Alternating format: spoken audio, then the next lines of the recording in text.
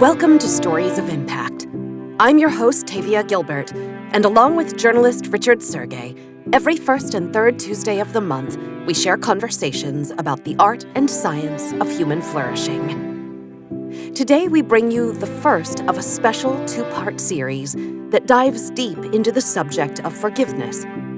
As I previewed last week, longtime Stories of Impact listeners will remember our guest, Dr. Everett Worthington, Professor Emeritus at Virginia Commonwealth University, from a powerful episode in Season 4 when he introduced us to his pioneering Reach Forgiveness method.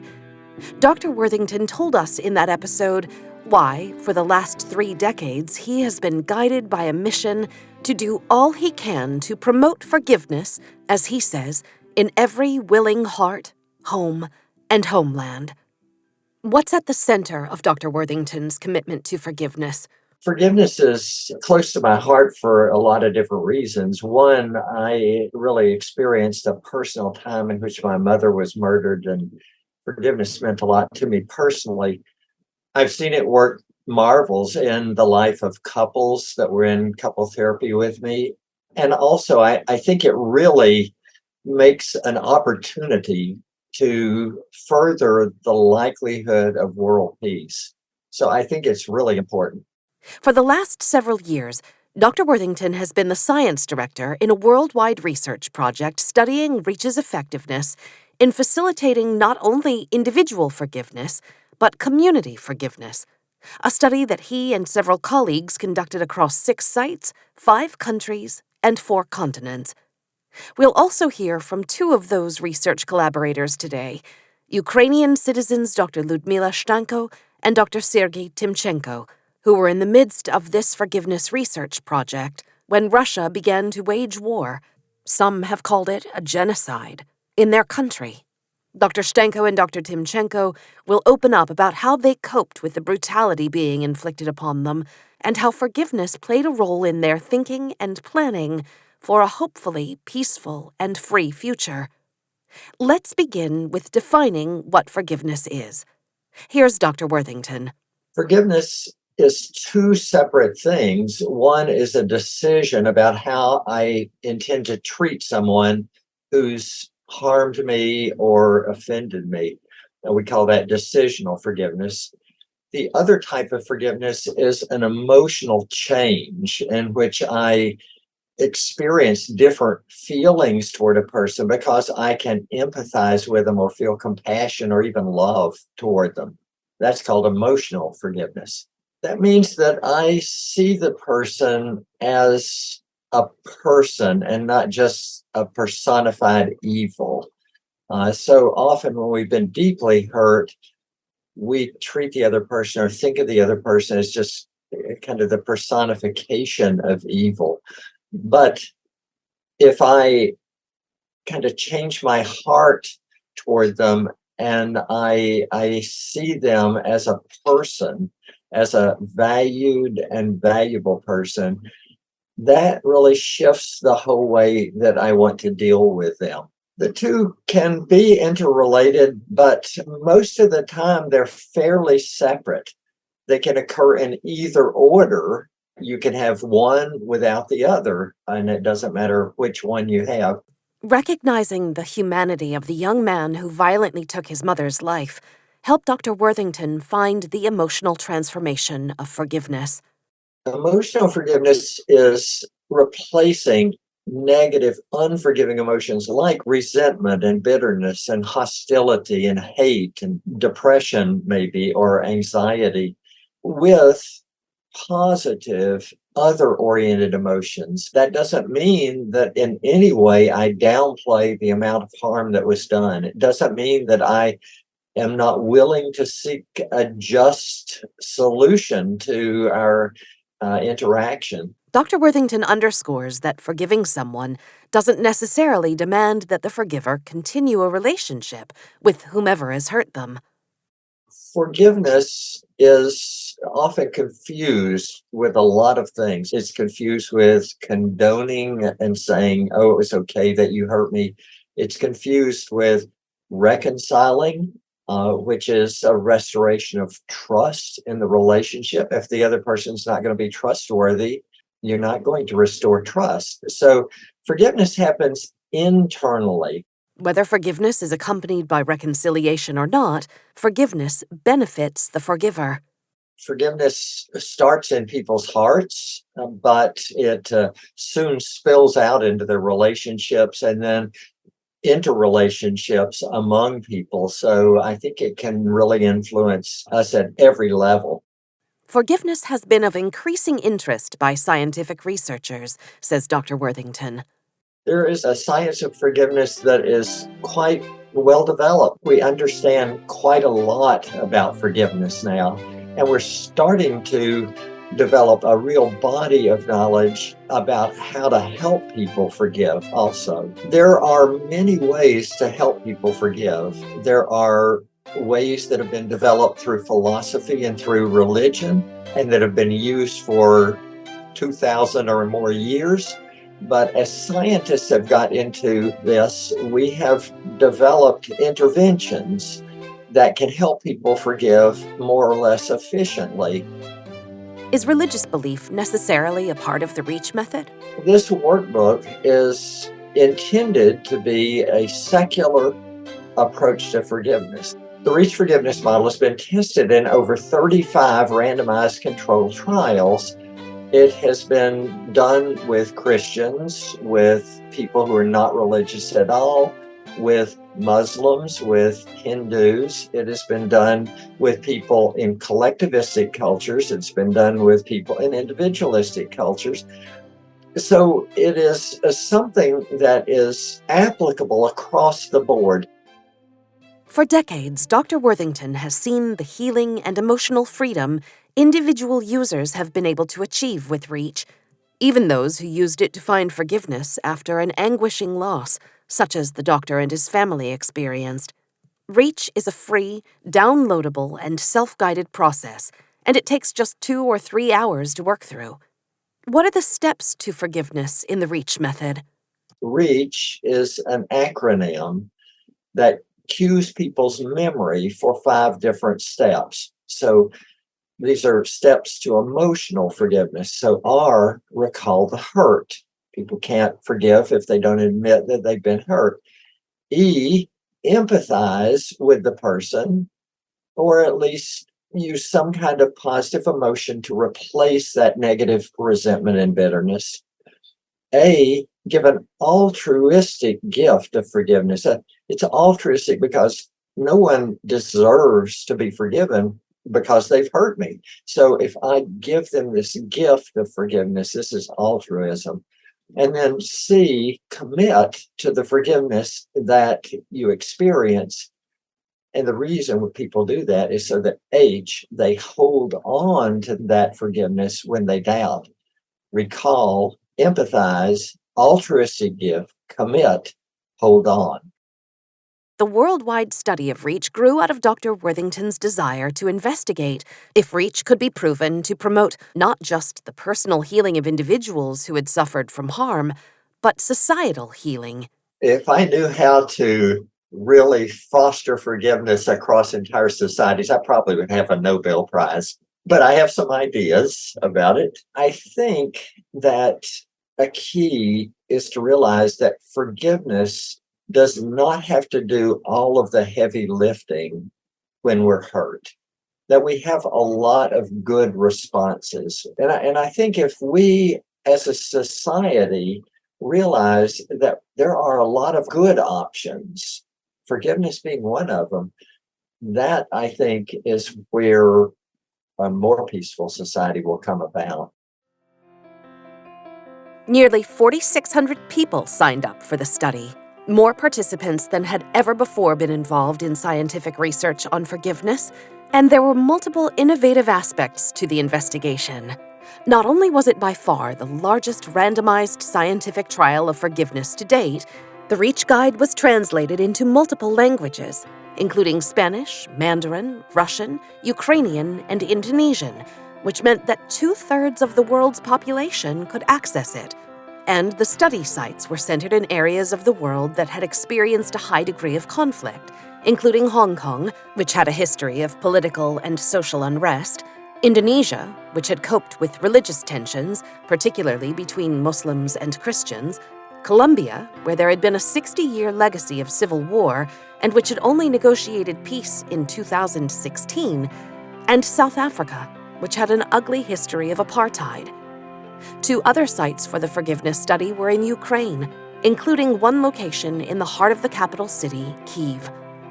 And another key aspect of this research project set it apart from previous studies. It takes into consideration anything people want to try to forgive, whereas many of the other studies are local, small, and targeted at one type of hurt. So what were the results of the forgiveness study? According to Dr. Worthington, the research firmly established that REACH was effective across all international sites and by all participants, regardless of religion, sex, age, or ethnicity. We also showed that substantial depression was eased, and anxiety was eased, and people's measures of flourishing were much better. Forgiveness may have huge benefits for a person and for their relationships, even their community. But the study also showed that it takes work and consistent practice. I look at this as being like, taking medication for something that ails me. That may help me in the short term. If I develop a new case, then I have to take the medication again. So we look at this as like we're giving people a tool that doesn't take much time, that doesn't take much energy, that will help them forgive and make them better in terms of being a trait forgiver. But it is not going to cure every bit of anxiety and depression and hurt and anger and resentment that they have. And if they get hurt again months from now, of course, they're going to be angry and hurt, and they are going to have to work through this again. I would say forgiveness is hard, and life is hard. And forgiveness is part of that. How do I deal with this dark underbelly of life in a way that is healthy, in a way that can promote better relationships? And so I think forgiveness is something that people can learn to be better at as they try to do it, and that they can really change their lives, make their lives more meaningful, make their lives more mentally healthy. But there are also relational benefits in which our relationship just works better, especially in decisional forgiveness. If I make a decision to treat the other person differently, they see that quickly. And then as I feel emotional forgiveness, that changes my behavior toward them too. So relational benefits accrue. In addition, there are and can be spiritual benefits in which the person feels more of a sense of purpose and less meaninglessness in their life. And then in the long term, especially, there are physical benefits to forgiving. So forgiving lowers the amount of cortisol in people's blood, which over the long term can mean that it affects every system in their body, from the size of their brain to their sexual functioning to the cardiovascular risk, the immune system, the gastrointestinal functioning. So it really helps the person physically, especially in the long term. The data showed that all sorts of harms could be forgiven using the REACH guide, from small slights to grievous harms. But is there any limit to what the guide can do? And are there some things that are simply unforgivable? Researchers Liudmyla Shtanko and Sergiy Tymchenko had to ask themselves these hard questions. They were in the midst of partnering with Dr. Worthington on the forgiveness study on the ground in Kyiv and Bucha, Ukraine, when Russia attacked the democratic nation on February 24, 2022. And both Drs. Shtanko and Tymchenko Their families and their communities faced brutality at the hands of violent aggressors. The war forced them to confront their own ability and willingness to forgive. Before the war began, Dr. Tymchenko, a Christian pastor and president of Realis Christian Center, a research and education center and humanitarian organization located close to Kyiv, was working on the forgiveness study with Ukrainians who had suffered Russia's earlier attacks in eastern Ukraine. That was hard work, and then things got even harder. I don't know how it would work in Ukraine when immediately after this research, we face the situation when most people probably had much more hard situation as offense that they experienced ever before, maybe with some exceptions because we worked with people who went through the war already in the East. But it was, again, at least from my perspective, where I am in Kiev, it was very hard, but it was not as bad as it is now. Dr. Shtanko, professor in the Department of Economics, Cybernetics, Finance, and Management at the Ukrainian Institute of Arts and Sciences, had already seen the impact of REACH in the lives of those study participants who had endured Russia's attacks in years past. We have different participate, for example, one group of people, especially young people, because we had many students of different university of Ukraine. And at first, when we start this campaign, very often young people told us, we don't need this topic because we don't feeling that we wouldn't forgive. But when we start information campaign and continue, many young people told us, yes, we understood this real important in our life. Second group is people who live in this part of Ukraine where war started in 2014, and they have had a different hard situation in their life. They understood why need forgiveness when some family used workbook on this project. After them, they told us it's real effect, good effect for them, because they can understand where their problem. They live with some difficult problem in our life and couldn't understand what is real problem. But this workbook can help them to understand this. Even as the violence of the war came to her own home, Dr. Shtanko maintained a belief in the importance of forgiveness. She knew that she and her country would need it. When war started, we live in Bucha because I work in a private university in Bucha, and my family and me live in campus. I have a husband and a son, 25 years old, and daughter, 16 years old, and we saw its terrible picture in our windows when war started, because we live very close and we have a war action in our windows, and we very quickly sit down in our cars and go away from Bucha in the west part of Ukraine, in Zakarpattia, because we have some friends who open their house for us. And we stay in Zakarpattia 2 weeks, and we hope after 2 weeks we can come back at home. But Bucha was occupied, and we understood we need to go to Europe, because our university in Bucha had an apartment in Germany. And the vice president of this university in Germany called me and told, we invite you and your students in our campus. And I take my students and go to the border in Germany. When the occupation of Bucha ends, my husband and son came back to Bucha, and they still stay in Bucha now. And many family live right now like my family, separate. It's a very tragical situation for us, and I cannot think about my future, my children, because I don't understand where war stopped.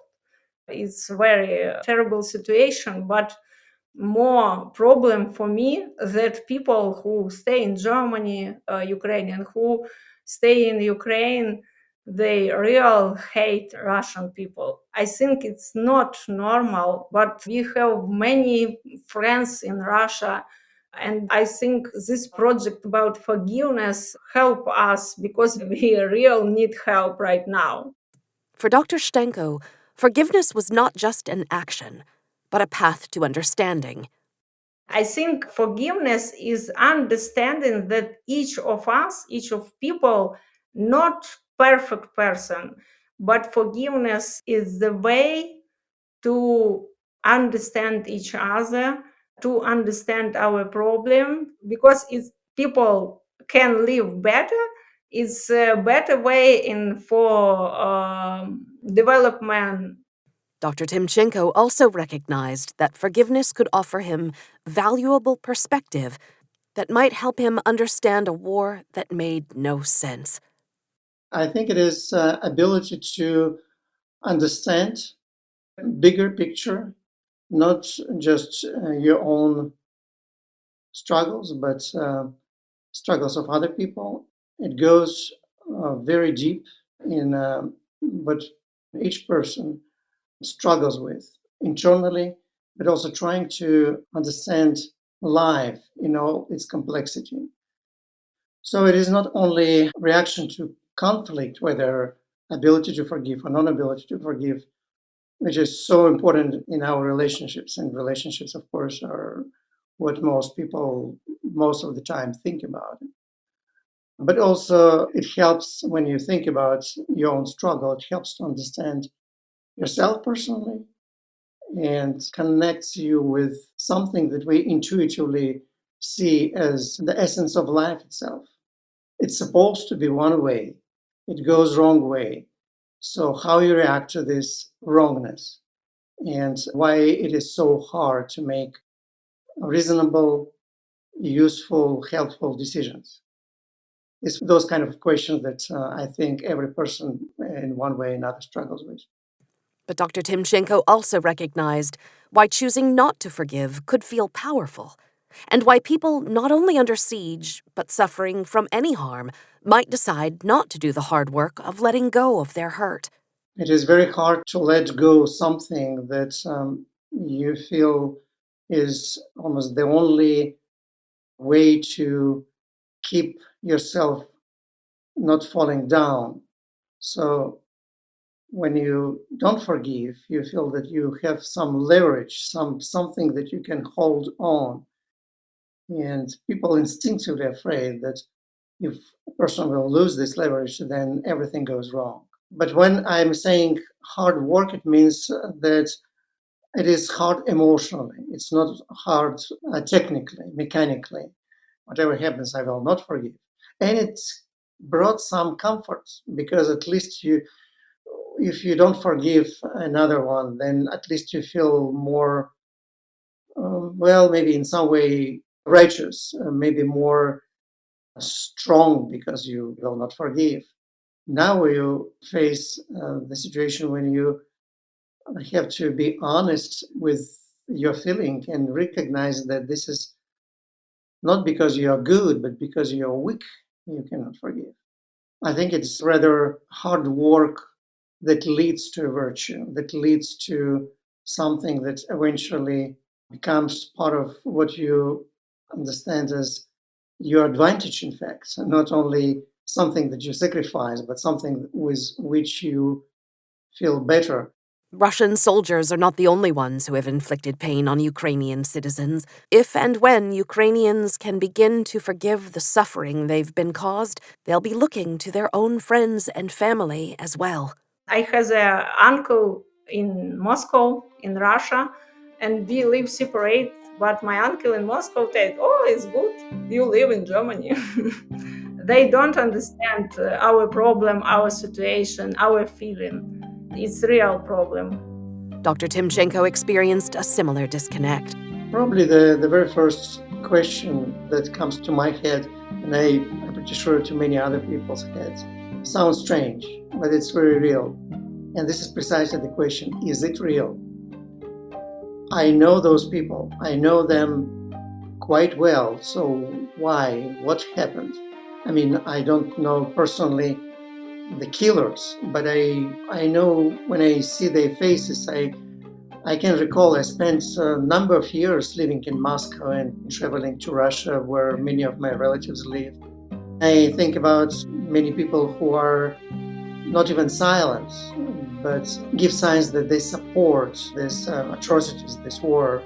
And so then I trying to find escape from this, trying to find opportunity to understand how it could be that person, living person, human being can be so evil and so heartless. When I cannot escape the answer on the first question that yes, those people who are involved in this, they are precisely those that I knew, many of them at least, being in many ways good friends, good companions, funny, kind, smart.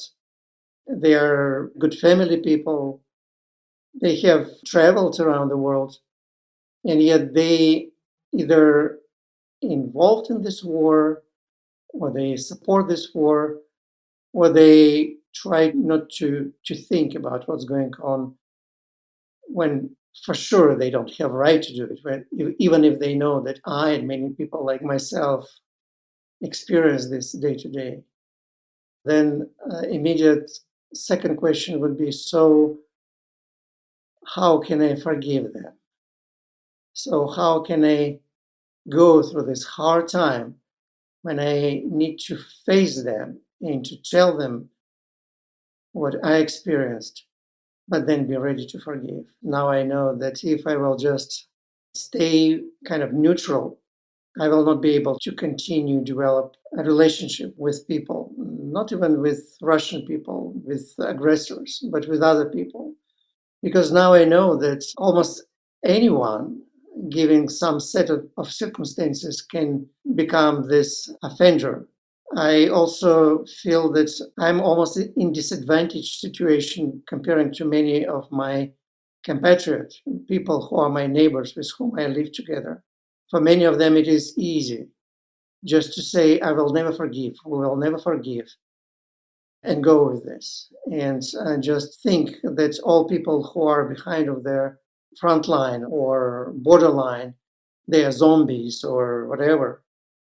But I don't have this escape. So I know it will be hard, but I have to reach forgiveness one day. Not now, probably not tomorrow, but one day. It is not yet time for Dr. Tymchenko to forgive, and he certainly cannot forget. Well, I cannot I cannot forget, because I'm involved almost in daily work of seeing people who suffer. Those 80 plus rockets that hit Ukraine means people who were killed and people who lost their dear ones. But then in the next few days, we'll have meeting with some people from several villages that are almost constantly, almost every day under the shelling. And there are many children who live there.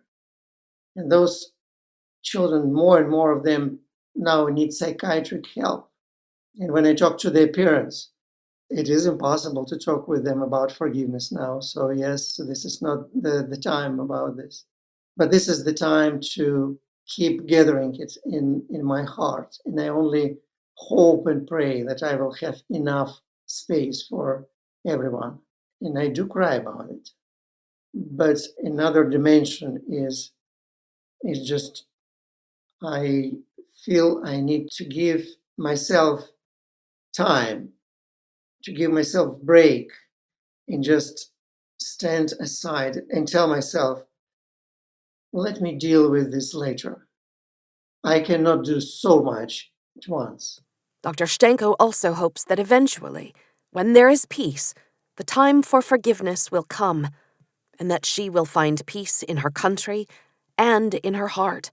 My own hope. I hope my daughter and my mom continue pray about Russian people and don't have an aggressive feeling against Russian people, because my daughter, for example, speak with many children from Ukraine, and we know situation in their family. Many children, many teenager, young people feel a real strong depressive feeling, and my daughter try to help them, and it's real hope for me that my family can stay normal people who can understand another people, who can forgive, who can continue to provide relationship with another people. And I hope we can stop this war and we can build a new relationship with Russia, with Russian people. It's my hope. In the meantime, it's important for Dr. Shtanko to nurture not only her own ability to forgive, but to help others do the same. Some people ask me, you must, for example, to pray for Putin. I answer yes. I think yes. We must to pray of all of people in Russia, because sometimes people don't understand what real situation, don't understand truth, because their news every day tell them another information, and people think yes, maybe it's true. But if we have forgiveness in our heart, I think we can help each other to understand what is real true. Maybe Ukrainian people who understand what is true, who understand what is real freedom life, because we we live in freedom in Ukraine, not like Russian. Maybe we feel in better situation and we can help in other people to understand what is better way to live for them. I worried about that this situation continues for a long time. I think it's problem for next generation, for Ukrainian and for Russian. And I try to forgive, but sometimes people answer me, "Oh, if your, for example, your husband die in this war, what you told after them? You will continue told you must forgive or no?" But I believe that forgiveness is better way in all situation in our life. When we stay in Germany, we try to help another people from Ukraine to understand situation, to understand your future.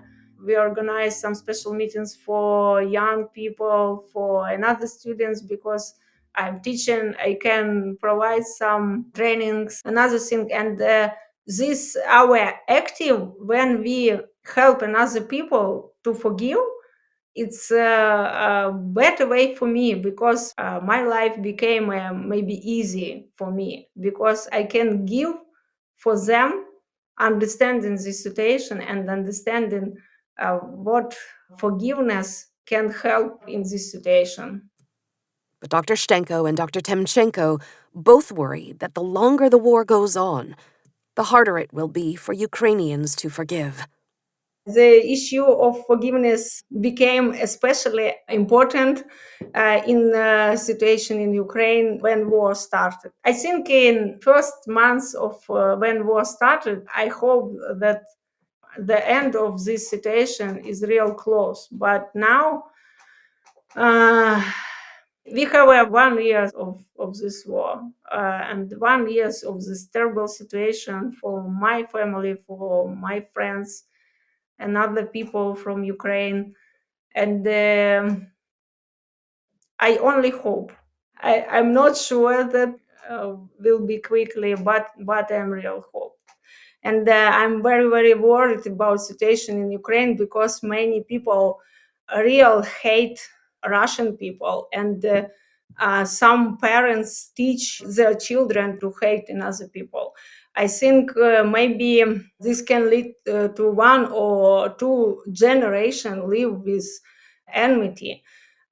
It's very horrible. Forgiveness important. It's not only for all our country, but for each of people. And I think these people couldn't feel a real happiness in our life, real free in our life. I have to admit that it is a sense, at least general sense, that it will be very, very hard to forgive in this generation, in the conceivable future. I understand that for each person, he or his problem with forgiveness probably feels the worst one.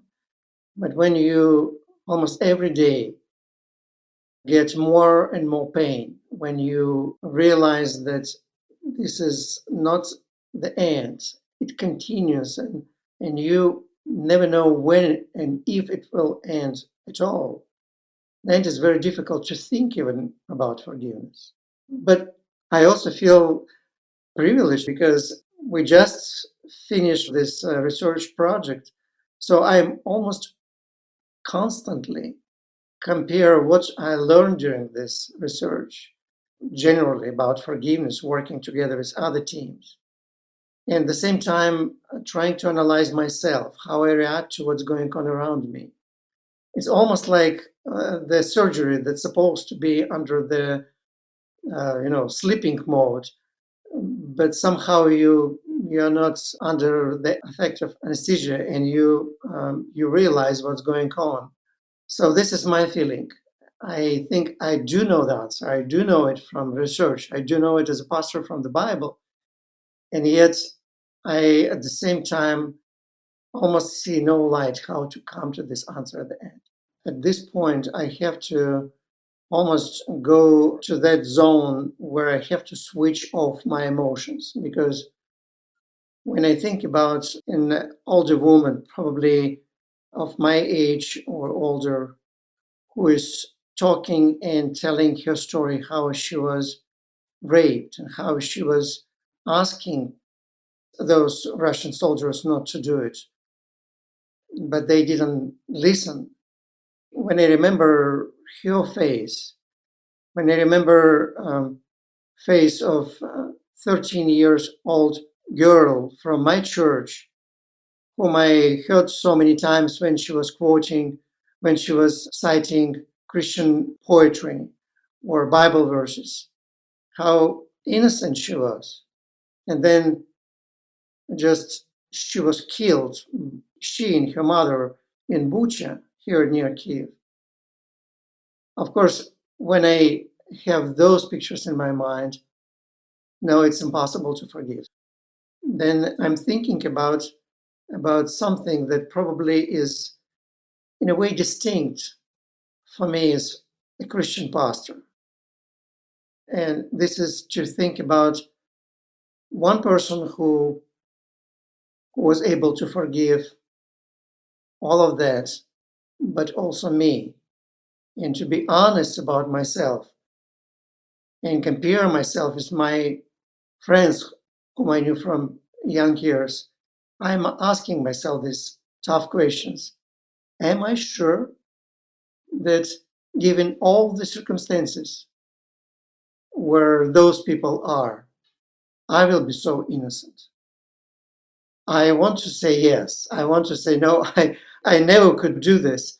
But I know about myself other things that make me to feel shameful and very, very uneasy thinking about that from perspective where I know myself and I know what my Savior has done for me. Then it helps me to make this leap of faith and say, yes, I hope I will be able to forgive. I know I need to reach forgiveness. For Dr. Tymchenko, will the REACH workbook someday be resource enough for him to find forgiveness for this horrific war? He's not sure. Well, one of the questions is precisely, is it enough to go through that REACH forgiveness book when you deal with the offense of this big scale and for so long time? Because even working with people who came out of the war zone, most of the offenses that those people were sharing with Rich Book were their personal offenses. Now, almost everyone is talking about this unthinkable, unspeakable. Is something that no one would ever expect that may happen among us. And so, yes, this is probably the most important question. Is it enough? Is it enough for this level of offense to go through those steps that we learned during the research?